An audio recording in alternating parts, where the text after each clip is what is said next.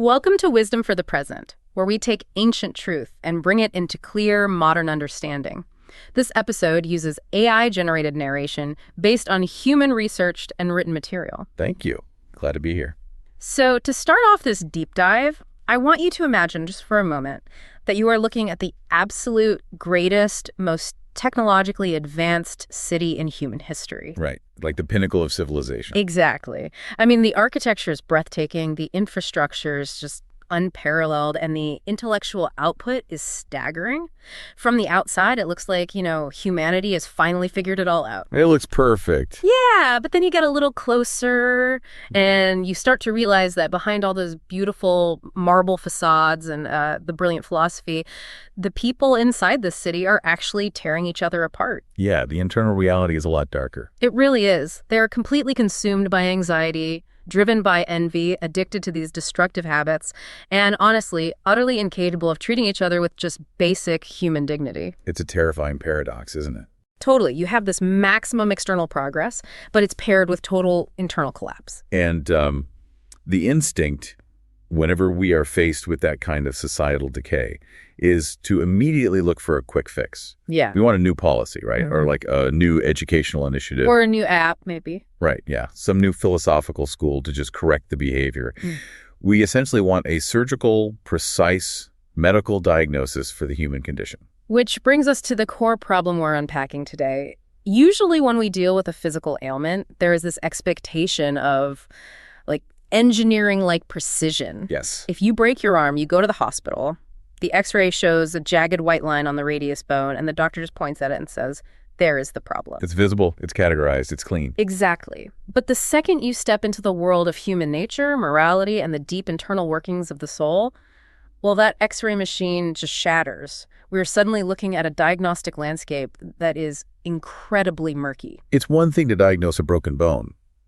It is an entirely different undertaking to diagnose a broken human will.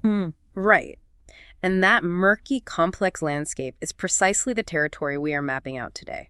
Our aim in this deep dive is to take an intensive, uncompromising, and highly analytical look at one of the most famous, dense, and honestly intellectually explosive texts of the ancient world. We are, of course, exploring the biblical book of Romans, specifically chapters 1 through 5, written by the Apostle Paul. And to be completely clear from the outset, our mission here isn't to preach a sermon. Our goal is to act as your guides through a profoundly complex piece of ancient literature. We really want to extract the practical wisdom here, the moral insight, and the psychological frameworks from this text. Yeah, we want to examine how an argument that was constructed 2 millennia ago attempts to map out the human psyche. We're looking at Paul's diagnosis of the ruins of human nature and his radical, almost unbelievable proposition for a rescue plan. And to even begin to grasp the magnitude of what the author is attempting here, we really must thoroughly ground ourselves in the world he was addressing. Because the text doesn't exist in a vacuum, right? Right. Not at all. This letter was addressed to the Christians living in Rome around 58 AD. And to understand the psychological weight of this letter, you really have to picture Rome at this exact historical moment. Okay, set the scene for us. Well, it is the absolute height of the Roman Empire's power. It is the undisputed center of the known world. Let's paint that picture a bit more vividly. We're talking about a civilization that had completely conquered the Mediterranean. Yeah. They had aqueducts delivering fresh water, these incredibly sophisticated road systems connecting entire continents. They had the formidable legions and, the towering Stoic philosophers. The Roman citizen of 58 AD really thought they were standing at the very pinnacle of human achievement. Outwardly, yes. But the historical reality beneath that gleaming marble surface was far darker. Oh, absolutely. Historians from that exact era noted that Rome was a society essentially drowning in vice, corruption, and a profound sense of moral decay. And we don't just have to take Paul's word for it, do we? No, not at all. The Roman philosopher Seneca, who actually lived during this exact time and served as a tutor and advisor to the Emperor Nero, he wrote extensively about the state of his own city. What did he say? Seneca actually wrote that all is full of criminality and vice. He said, and I quote, "Vice no longer hides itself. It stalks forth before all eyes." Wow. So we have a society that possesses every possible external advantage, wealth, power, security, but is experiencing a catastrophic internal collapse. Precisely. And within the belly of this glittering, rotting imperial capital, you have the specific audience of this text, the Roman Church. And we need to dismantle the idea that this was just some unified, harmonious group of people holding hands and singing songs. Right, yeah. It was a highly fractured, politically and culturally volatile mix of people. Why was it so fractured, though? Like, what was the actual demographic makeup causing the tension? Well, it comes down to a major historical event. A few years prior to this letter, around 49 AD, the Roman Emperor Claudius had actually expelled all the Jews from Rome due to public disturbances. Oh. So the Jewish Christians were forced to leave. And the Gentile, meaning non-Jewish, former pagan Christians, were left behind to run the house churches in Rome. Interesting. Yeah, and they developed their own leadership and their own cultural flavor, which was entirely free from strict Jewish dietary laws and customs. Okay, that sounds like a recipe for absolute disaster when the original founders finally come back. Which is exactly what happened. Yeah. Claudius dies in 54 AD. Nero takes power, and he allows the Jews to return to Rome. And they walk into a completely different church. Right.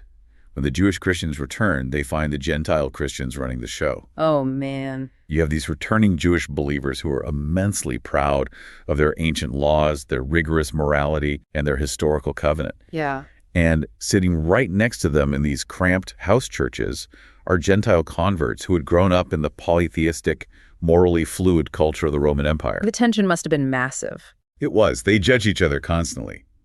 The Jewish members looked down on the Gentiles as unclean and morally lax. And the Gentiles looked down on the Jewish members as rigid, legalistic, and obsolete. So they were locked in this bitter cultural Cold War. Exactly. And stepping right into the middle of this powder keg is the author, Paul. But he's not just an impartial academic observer. He brings a massive amount of personal baggage and credibility to this specific conflict. Because Paul was formerly known as Saul of Tarsus. Yes, and understanding his psychological profile is just essential here. Paul was a highly educated, fiercely zealous Pharisee. And I think we need to clarify that, because modern culture often uses the word Pharisee just to mean a hypocrite. Right, it's become kind of an insult. But in the first century, the Pharisees were the rigorous moral purists of their day. They were the elite. Very much so. They believed that strict, uncompromising adherence to the law was the absolute only way to honor God and save their nation.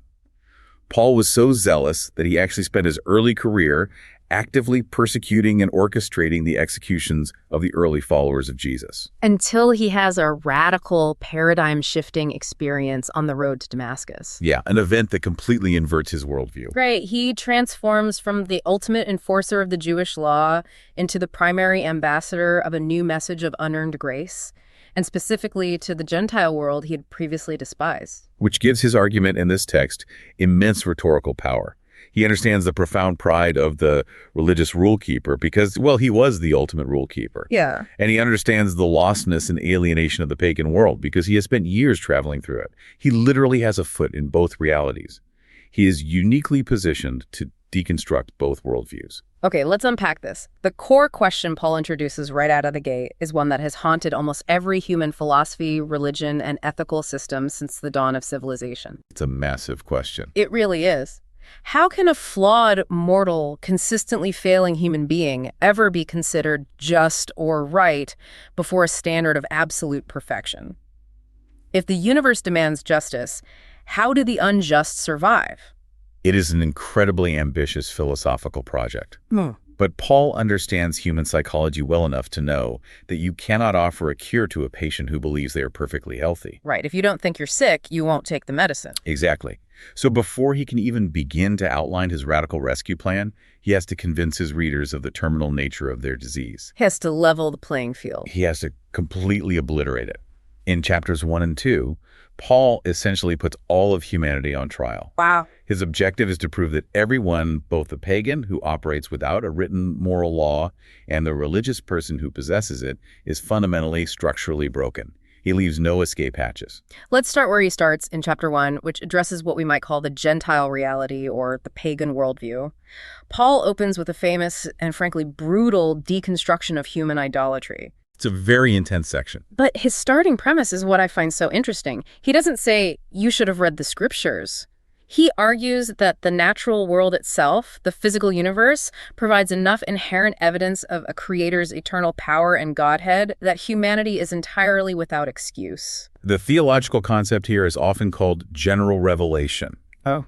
Paul's argument asserts that humans possess an intuitive, inescapable knowledge of a creator. Okay. And the Greek commentaries point out a subtle but crucial linguistic distinction in the text here between two words, gnosis and epignosis. Wait, what is the functional difference between those two terms in this context? Well, gnosis refers to the fundamental, basic knowledge of something. Paul argues that all of humanity possesses gnosis of a divine creator simply by observing the complexity and grandeur of the created world. Like looking at the stars or the oceans? Right, the invisible things being clearly seen through the things that are made. However, epignosis is a deeper relational concept. It implies the acknowledgement, the active welcoming, or the embracing of that knowledge. The text's profound psychological claim is that humanity possessed gnosis, but they vehemently rejected epignosis. Why would they reject it? Because they didn't like to retain the creator in their knowledge. Acknowledging an ultimate authority inherently conflicts with human autonomy. We want to be the captains of our own souls. So if humanity actively suppresses that fundamental truth just to protect its own autonomy, what is the consequence? The text says they traded the truth of God for a lie and chose to worship and serve the creation rather than the creator. And this is where Paul outlines the actual mechanics of human degradation. Idolatry in this framework isn't just a harmless theological misunderstanding. It's not just, bowing to a statue. Exactly. It is the root cause of the psychological and societal collapse Seneca was writing about. The text argues that humans are inherently worshiping creatures. We are wired for devotion. Yeah. So if you remove the infinite creator from the center of your worldview, you will inevitably replace him with a finite created thing. And the language Paul uses to describe the fallout of this switch is intensely confronting.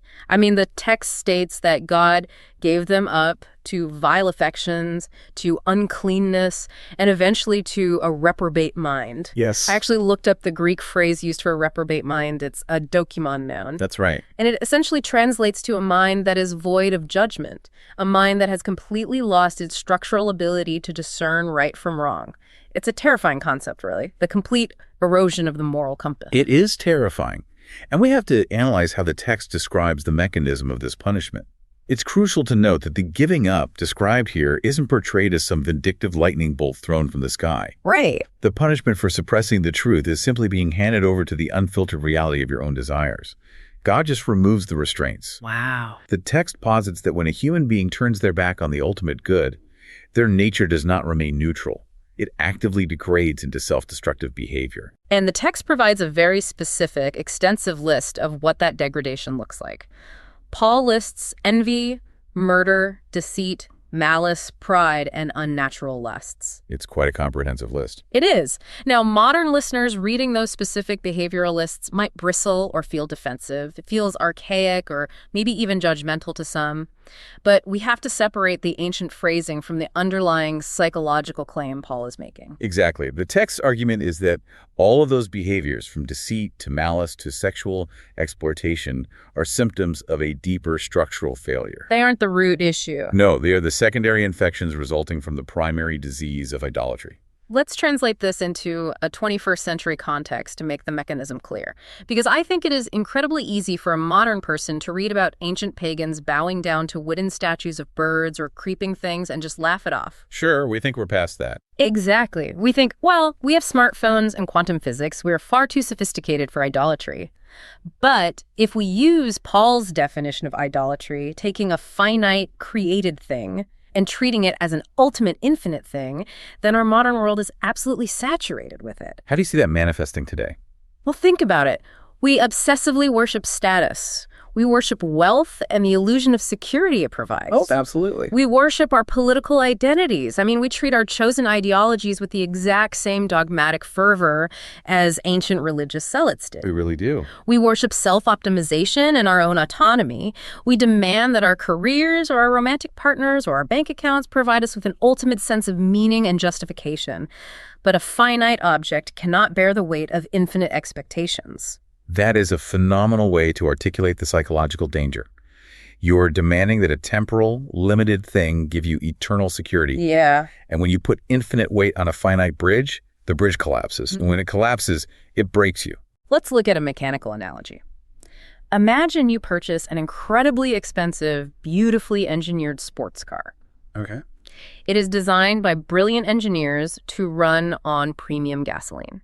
Now, imagine you decide you know better than the engineers. You want the car to run faster, so instead of premium gasoline, you fill the gas tank with, I don't know, thousands of energy drinks. That's not going to end well. No. You have fundamentally rejected the designer's intent for the operating system of that machine. You can get behind the wheel and slam on the gas pedal all you want, but the engine is inevitably going to tear itself apart. Right. When the engine explodes, it's not because the original engineer is throwing a lightning bolt at your car in anger. The engine destroys itself because you violated the fundamental reality of how the machine was designed to function. That captures the essence of Romans 1 perfectly. Yeah. Paul's argument is that the societal decay he observed in Rome, the cruelty, the backbiting, the lack of natural affection, the endless invention of evil things, all of it was the human engine destroying itself. Because it was running on the wrong fuel. Exactly. It was running on the worship of the self and the creature, rather than the creator. The machine was breaking down. Now, imagine you are a religious reader of this letter in the 1st century. You are one of those returning Jewish converts sitting in a house church in Rome, listening to this letter being read aloud. Okay, picture the scene. As Paul lists all the terrible behaviors of the pagan world, you are probably nodding along enthusiastically. You're thinking, yes, tell those pagans how terrible they are. They deserve the wrath of God for their idolatry. You're feeling pretty good about yourself. Exactly. But then, in chapter 2, Paul executes one of the most brilliant, devastating rhetorical pivots in ancient literature. Yeah. He springs a psychological trap. He absolutely does. Just as the religious reader is comfortably sitting back, pointing fingers at the bad people, Paul suddenly turns the mirror directly onto them. The ultimate plot twist. It really is. The text pivots sharply. Therefore thou art inexcusable, O man, whosoever thou art that judgest. He goes right for the throat. In chapter 2, Paul explicitly targets the moralists. He targets the people who possess the written law, who are steeped in religious traditions, and who use their theological correctness as a platform to look down on the pagans. And the logic he uses against them is just inescapable. He asks this series of rhetorical questions. You who teach another, do you not teach yourself? You who preach that a man should not steal, do you steal? You who say a man should not commit adultery, do you commit adultery? The text hits on a profoundly uncomfortable truth about human psychology here. The truth is that we inevitably condemn in others the very things we excuse in ourselves. Wow, yeah. We always have an excuse for our own behavior. Always. Paul is deconstructing a massive delusion here. The religious or moral person often operates under the assumption that because they know the right thing to do, or because they possess the vocabulary of morality, or because they belong to the correct historical tribe, they are therefore inherently righteous. Like having the rule book makes you a good player. Precisely. But Paul dismantles this completely. He argues that merely possessing a moral code or knowing the law provides absolutely zero defense if you do not keep that code flawlessly. And his premise is that nobody keeps it flawlessly. Right. Nobody. I want to pause and push back on this a little bit because this is where the text starts to feel incredibly aggressive toward human nature. Okay, let's hear it. Is Paul really suggesting that knowing what is right and trying to do what is right counts for nothing? Surely the person who has a moral code and tries to follow it is in a better position than the person who just gives themselves over to complete nihilism and vice? That is the exact defense Paul anticipates. And to answer it, he introduces the concept of the impartial judgment of God. He argues that God's judgment is based entirely on truth and actual deeds, not on group affiliation or theoretical knowledge. So the pedigree doesn't matter? Not at all. And he makes a fascinating philosophical point about the Gentiles to prove this. He asserts that even though the pagan Gentiles didn't have the written law of Moses, they had a law written on their hearts. He's talking about the human conscience. Yes. The Greek word used is suneidesis. Paul describes their thoughts as alternating between accusing or excusing them. He is arguing that there is an innate, universal moral compass built into humanity. That's interesting because if we examine broader ancient history, this really echoes the Stoic philosophers, right? Absolutely. Oh. Think of Cicero and Seneca. They wrote extensively about natural law, this unwritten code of ethics that governs human behavior. So Paul is tapping into a very common philosophical idea of the time. He is. Paul's point is that everyone has a standard. God will judge the pagans based on the light of nature and the internal conscience they inevitably violated. Yeah. And God will judge the religious person based on the specific written law they inevitably broke. So the standard of judgment is always according to the light you were given. Exactly. The text is creating an incredibly leveling concept. The religious person broke their written rules. The secular person broke their own internal rules. Wow. Therefore, the ground is completely flat at the foot of divine justice. Nobody has an advantage. If you are listening to this right now, I think this is a critical moment for self-reflection. Ask yourself, where in your own life are you using your moral, your political, or your religious correctness as a shield to hide your own flaws? That's a hard question to answer, honestly. It is. Where are you weaponizing your knowledge of what is right to judge someone else, maybe a coworker, a family member, or a political opponent, while giving yourself a pass for the exact same underlying pride or selfishness? The practice Paul is demanding from the reader in chapter 2 is to aggressively replace the judgment of others with rigorous, unflinching self-reflection. Which is the exact psychological preparation required for the devastating conclusion Paul reaches next. Yeah, things are about to get even heavier. Because if the pagans are utterly lost in their idolatrous vice and the religious people are utterly lost in their self-righteous hypocrisy, it naturally begs a terrifying question.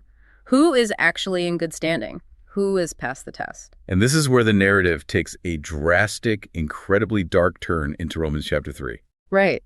Paul pulls together a rapid-fire string of quotes from the ancient Hebrew scriptures, mostly from the Psalms and Isaiah, to prove his thesis of universal corruption. He just hammers it home. He writes, "There is none righteous, no, not one. There is none that understands, there is none that seeks after God." He describes the human throat as an open sepulcher, a grave, and says the poison of asps is under their lips. And the theological term for this concept is total depravity. It is an uncompromising, bleak picture of the human condition. The early church theologians, notably Augustine, would later expand heavily on this. Okay. The commentaries point out that the phrase, "there is none righteous," implies a deep, habitual, structural defect in human nature. It's not just a surface-level issue. Right. The text isn't just saying that human beings occasionally make honest mistakes. Yeah. It is arguing that the core operating system of humanity has been fundamentally corrupted.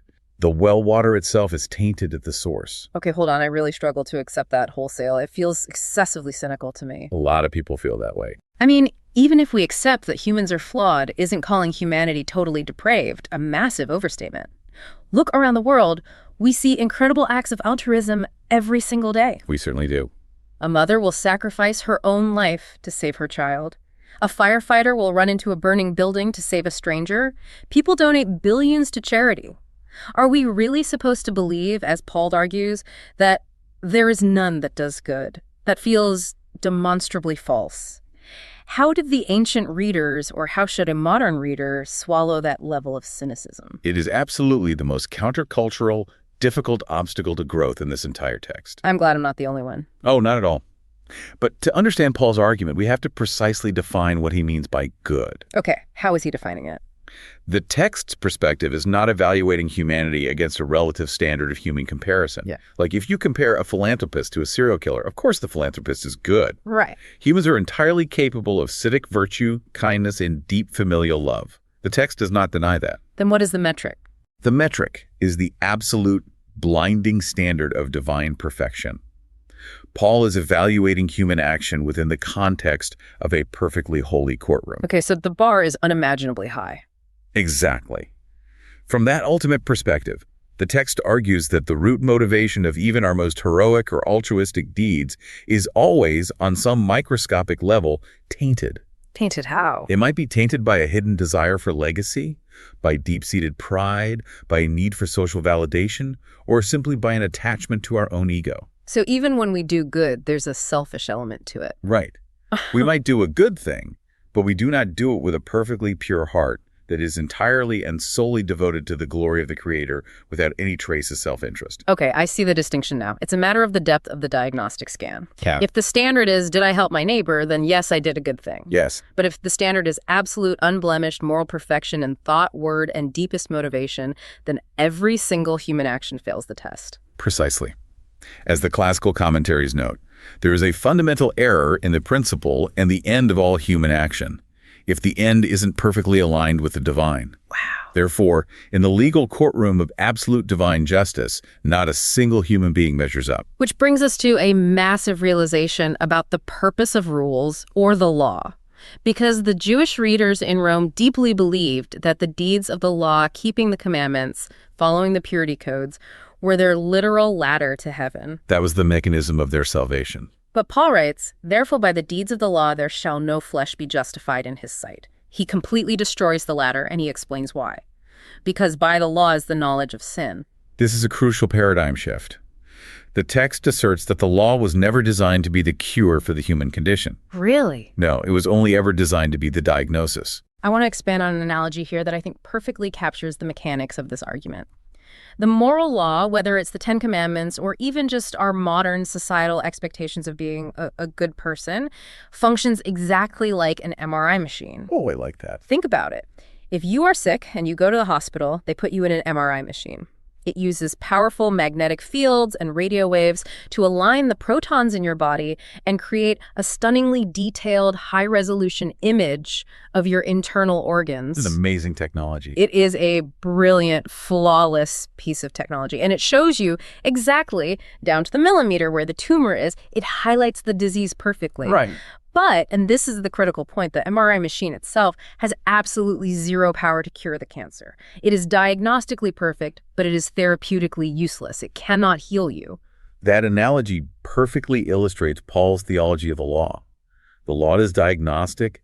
It is not sanative. Yeah. It searches the wound. It exposes the depth of the infection, but it provides no medicine. And that is why human effort, trying harder to follow the rules, is fundamentally a dead end when it comes to the ultimate justification of the soul. The more you use the MRI, the more cancer you see. Exactly. And think about how this translates to our modern lives. We may not live under the ancient Jewish purity codes, but we are absolutely suffocating under our own modern laws of justification. We really are. The pressure is immense. We are obsessed with proving that we have a right to exist. We try to justify our worth through our relentless productivity and hustle culture. Oh, definitely. We try to justify ourselves through perfectly curated, aesthetically flawless social media feeds. We try to justify ourselves through intense political activism, constantly signaling to our tribe that we are on the right side of history. We want to show everyone we are doing the right things. Exactly. We are exhausted, running on this endless treadmill, trying to prove to the world and to our own screaming egos that we are enough. And Paul's text is essentially stepping across 2,000 years of history to grab us by the shoulders and say, stop running. The MRI has already spoken. You are broken. You cannot work your way out of this. Your resume will not save you.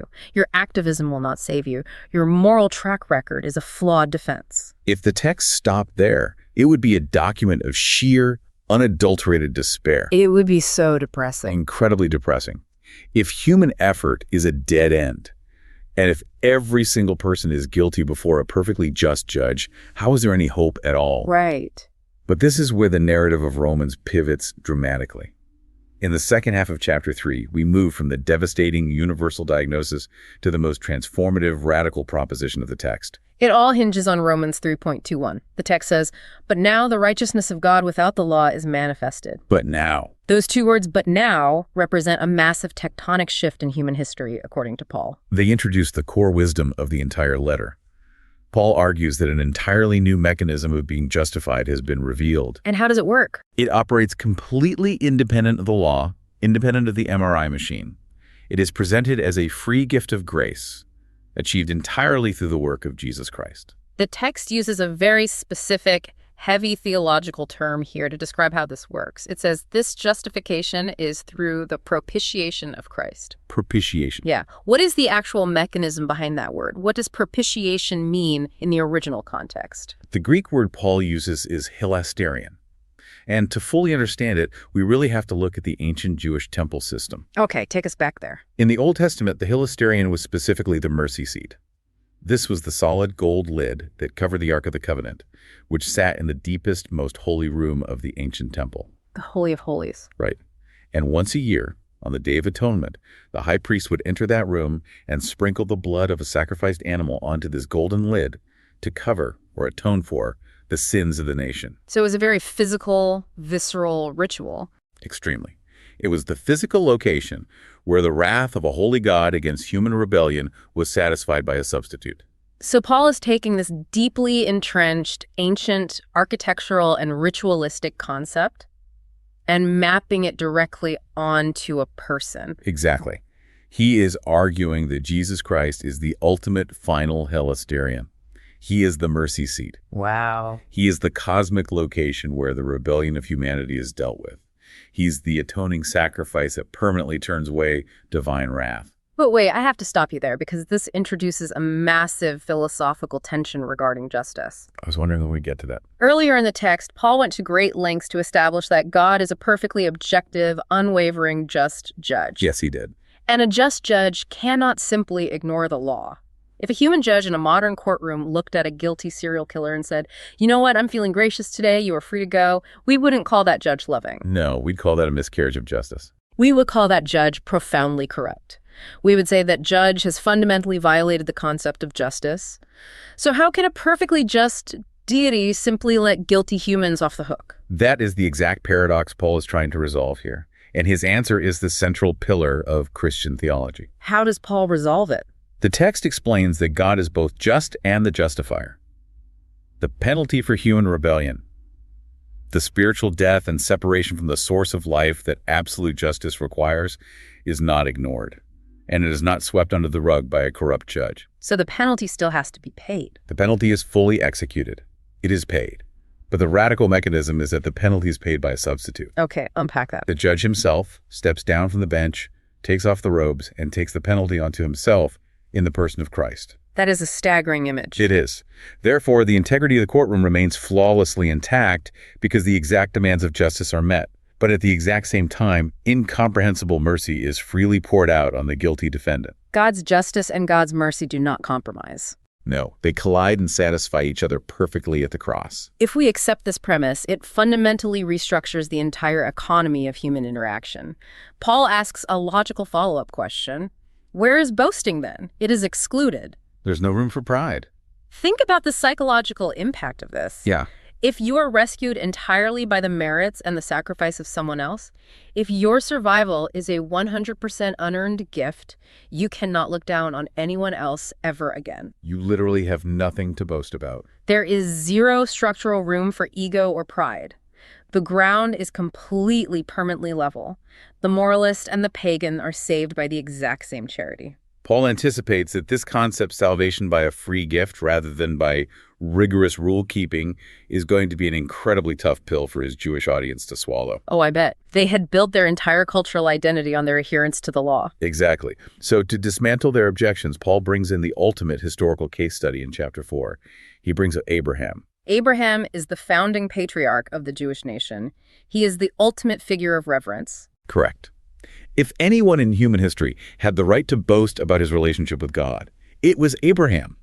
The Jewish tradition of the first century heavily emphasized Abraham's obedience and works. Like, look at all the amazing things Abraham did. Right. But Paul bypasses the traditions and points directly to the ancient foundational text itself, Genesis 15:6. He quotes it verbatim. Abraham believed God, and it was counted unto him for righteousness. He believed, he trusted, he didn't earn it, he didn't work for it, he didn't pass a morality test. His raw faith was credited to him as righteousness. Yes. And there is a fascinating historical and cultural timeline that Paul digs up here to absolutely corner his opponents. The deep dive into the timeline of Abraham's life is a masterclass in ancient rhetoric. The Jewish audience would argue that Abraham was justified because he ultimately obeyed God's command to be circumcised. Because circumcision was the ultimate non-negotiable boundary marker of the Jewish people. It separated them from the pagan world. Right, but Paul forces them to look at the chronological facts of their own Torah. Walk us through the mechanism of that timeline, because it's the linchpin of his argument. Okay, so Abraham is declared righteous by his faith in Genesis chapter 15. The explicit command for him to be circumcised as a sign of the covenant doesn't happen until Genesis chapter 17. Okay. Depending on how you calculate the timeline of Ishmael's birth in the intervening chapters, that is a gap of anywhere from 14 to 25 years. Wait, really? That is a staggering detail. Abraham was declared fully righteous before God 14 to 25 years before he ever engaged in the religious ritual. Exactly. And why does this matter so much? Because it proves from their own sacred texts that external religious rituals, whether it's circumcision or keeping kosher or following the Ten Commandments, are not the cause of a person's justification. They don't save you. No, they're simply a sign or a seal of a justification that already occurred through faith. Abraham was justified while he was still, functionally and biologically, an uncircumcised Gentile. It is a nuclear bomb to first-century tribal identity. It shatters it entirely. Paul argues that, therefore, Abraham is not just the father of the circumcised Jews. He is the spiritual father of all who believe, whether they are Jews or uncircumcised pagan Gentiles. The ritual doesn't matter. The faith is the only requirement. But this brings up a massive glaring obstacle. It's an objection that I think almost every single person has when they first encounter this concept. The antinomian objection. Right. Paul writes explicitly in Romans 4.5 that God justifies the ungodly. Let's be brutally honest. Human beings inherently hate this idea. It feels scandalous. It offends our sense of fairness. Fair it does. We desperately want the universe to operate as a strict meritocracy. We want to believe that if we put in the hard work, if we are generally good people, we get rewarded, and the bad people who do terrible things get punished. The whole karma idea. Yes. The idea of unearned grace feels incredibly unjust. And the immediate logical pushback, which theologians call antinomianism, is this. If grace is completely free, and if God justifies the ungodly without them having to clean up their act first, doesn't that just incentivize terrible behavior? Why would anyone bother to be good if the rescue is free regardless? Exactly. If I'm saved no matter what, why not just go do whatever I want? It is the most natural, instinctual human objection. We operate in a transactional world, and Paul is introducing a non-transactional economy. So how does Paul deal with this? Well, to understand why grace doesn't inherently lead to lawlessness, we have to exercise wisdom and discernment regarding how Paul defines faith. We tend to think of faith as simple intellectual assent, like agreeing that the earth is round. Right, just checking a box that says, I believe this. Exactly. If faith is just nodding your head at a set of historical facts, then yes, it wouldn't change your behavior. But that is not how the text defines it. How does the text define the mechanics of Abraham's faith, then? It defines it as a radical, foundational trust that overrides all physical evidence. The text says, Abraham believed in a God who quickeneth the dead and calleth those things which be not as though they were. What does that mean practically? Think about the physical reality. Well, Abraham was roughly 100 years old. His wife Sarah was biologically barren, and yet he trusted with absolute conviction that God could bring life out of a dead womb. he believed against all logic. Yes, that kind of faith is not a casual intellectual agreement. It is a radical, total surrender of the self. It is entrusting your entire existence to the character of the Creator. Okay, I see. And the psychological reality is that you cannot encounter that level of profound unconditional grace and fully surrender to it without it fundamentally altering your internal architecture. So the mechanism of change is different. It's the difference between doing good things in order to get accepted versus doing good things because you realize you are already fully accepted. The entire motivation for morality shifts. It moves from fear and self-preservation to overwhelming gratitude and love. Precisely. True faith inherently produces a changed life, even though the changed life isn't the currency that purchases the justification. The fruit is the evidence of the root. A great way to phrase it. And that profound shift in motivation completely changes how a human being experiences their actual everyday life, which is exactly where the narrative pivots as we enter chapter 5. Yes, moving from theology to real-life application. Right.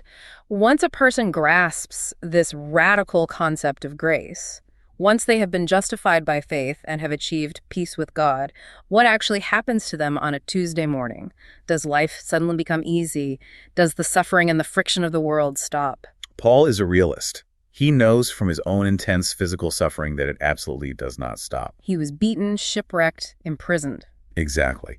But he argues that while the suffering doesn't cease, it becomes profoundly meaningful. Romans 5 opens with a framework we can call the alchemy of affliction. Walk us through the steps of that alchemy. Paul writes, "We glory in tribulations also, knowing that tribulation worketh patience, and patience experience, and experience hope." Okay, let's analyze the psychological progression here. Because the believer is justified, their ultimate standing with the universe is secure. The existential trial is over. The verdict of not guilty has been handed down. They have peace, but they still exist in a physically and socially broken world. They still face affliction. The radical difference is how that affliction is perceived. It's no longer viewed as the angry punishment of a vindictive universe. Exactly. It is transformed from a meaningless tragedy into a purposeful tool. This is actually a fascinating contrast to other ancient philosophies, like Stoicism. Which was huge in Rome. The Stoics, who were very prominent in Rome at this time, believed in enduring suffering with a stiff upper lip, suppressing emotion and accepting fate. Just grinning and bearing it. Right. But Paul isn't arguing for Stoic endurance. He uses the word glory or rejoice in tribulations. He's arguing that we can take the heavy, crushing lead of our suffering and put it through a process that refines it into the gold of character. Let's translate this into our modern reality. We currently live in a culture that is absolutely obsessed with avoiding discomfort. At all costs. We have an app, a pill, or a life hack to eliminate almost every form of physical or emotional friction. But Paul is offering a psychological framework to actually metabolize pain. Yeah. He says that the intense pressure of tribulation produces patience or endurance, and that endurance produces what the King James translates as experience, but the underlying Greek word implies a proven, tested character. It's like steel being forged in a fire. And that tested character ultimately produces a hope that will not disappoint you because it is rooted in the objective love of God, not in circumstantial ease. It is a remarkable, deeply resilient progression. And it leads to a very practical reflection for anyone listening right now. Yeah, think about the friction in your life.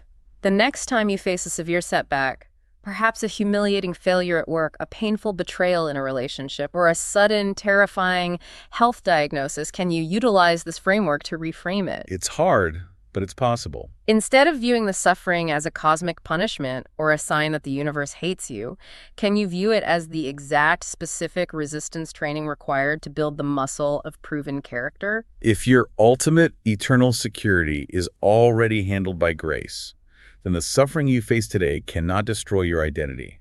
It can only refine it. That is an incredibly empowering way to view the darkest moments of life. The suffering has a trajectory. It has a purpose. Yes, it does. Now, after laying out this deeply personal psychological framework for suffering and hope, Paul zooms all the way out for the grand finale of this section of the letter. He moves from the individual soul to the entire cosmos. He does. In the second half of chapter 5, Paul presents a massive, overarching theological parallel that attempts to explain the entire history of the human condition. The tale of two men. The first Adam versus the second Adam, who is Christ.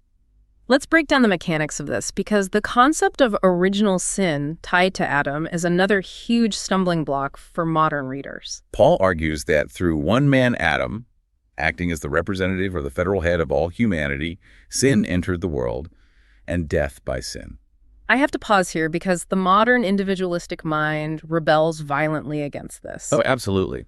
We think, why on earth should I be punished or inherit a broken nature because of what some ancient ancestor did thousands of years ago? That violates my individual autonomy. It is a difficult concept for us today, but the ancient world understood the concept of federal headship much better than we do. What does that mean, federal headship? The idea is that a representative acts on behalf of the whole. When a king declares war, the entire nation is at war, regardless of whether the individual peasant agrees with it. Right. Paul is treating Adam not just as a historical figure, but as the genetic and spiritual root of the human tree. When the root was poisoned with rebellion, the poison flowed into every single branch and leaf. Death spread to all men because the entire system was plunged into ruin. Exactly. Let's use a modern analogy to explain the mechanism of this, because I think it helps bypass the philosophical objections about fairness. Instead of a legal courtroom, think about genetics. Okay. Imagine that thousands of years ago, a devastating, incurable genetic virus was introduced into the human genome by the very first human beings. Because it's in the DNA, it is passed down to every single generation. You are born with it. Yeah. It's not a question of whether it's fair that you have the virus. It is simply an observable biological reality. You have the virus, and the virus is terminal. That is the reality of the first Adam. We inherited a terminally infected nature. That is a highly accurate way to visualize Paul's argument. He establishes this bleak reality of the infected human system, only to highlight the magnificent, overwhelming superiority of the cure brought by the second Adam, Jesus Christ. The text argues that just as the first Adam acted as a representative to plunge humanity into the virus of sin and death, the second Adam acts as a new representative to inject the ultimate cure. Through the obedience of one man, Christ, the gift of righteousness is made available to the many. But the parallel isn't a perfect equal one-to-one ratio, is it? The cure doesn't just match the disease. Not at all. And this is the triumphant climax of Paul's argument in chapter 5. He emphasizes that the free gift is not like the offense. The cure is overwhelmingly, incomprehensibly more powerful than the disease. How so? As the classical commentaries beautifully note, the plaster is wider than the wound and more healing than the wound is killing. Where the virus of sin abounded, the text says that grace much more abounded. It's superabounded. To continue our genetic analogy, it's as if a brilliant scientist doesn't just invent a gene therapy that cures the virus and brings your health back to baseline. Right. He invents a therapy that destroys the virus, fundamentally upgrades your entire DNA structure, makes you immune to all future diseases, and extends your lifespan eternally. The intervention of the second Adam doesn't just take humanity back to the neutral innocence of the Garden of Eden. It elevates humanity to a glorified status, seated with Christ that the first Adam never could have achieved. The gift vastly outpaces the ruin. That is exactly what Paul means when he concludes this section by saying that those who receive abundance of grace and the gift of righteousness shall reign in life by one, Jesus Christ. The total ruins of human nature are not just patched up or rebuilt, they are transformed into a palace. We have covered an immense, challenging landscape today. We've analyzed Paul's dark, uncompromising diagnosis of human brokenness, idolatry, and self-deception. There's a lot to take in. It is. We've dismantled the inadequacy of our own moral rule-keeping and the uselessness of the diagnostic MRI machine to actually save us. We've explored the radical, scandalous nature of an unearned grace that justifies the ungodly, the reframing of human suffering into a tool for character, and the cosmic victory of the second Adam over the genetic virus of the first. It is a profound, intellectually rigorous journey that completely upends natural human intuition. Completely. And to bring all of this dense theology back down to the ground for the listener, I want to leave you with a final provocative thought to mull over as you go about your week. Okay, let's hear it. We have talked deeply about this concept of justification by faith, the radical idea that your ultimate acceptance by the universe is not based on your resume, your moral track record, or your desperate attempts to prove your worth. Right. It is permanently secured by an unearned free gift. So my question for you is this. If you truly, in the deepest core of your psychology, believed that premise, how would it change the way you wake up tomorrow morning? That's a great question. If your worth is already infinitely secured, how would it change the anxiety you feel about your career trajectory or your financial status? How would it change the way you respond to criticism? How would it change the way you treat the person who annoys or wrongs you the most? If you no longer have to spend your energy defending your fragile ego, if you don't have to endlessly prove to the world that you are enough, what becomes possible? The radical claim of this ancient text is that freedom from the terrifying burden of proving your own worth is the only actual starting point for genuine, self-forgetful love. That's the heart of this section. This is Wisdom for the Present, where understanding leads to clarity, and clarity shapes how we see and live. We'll see you in the next episode.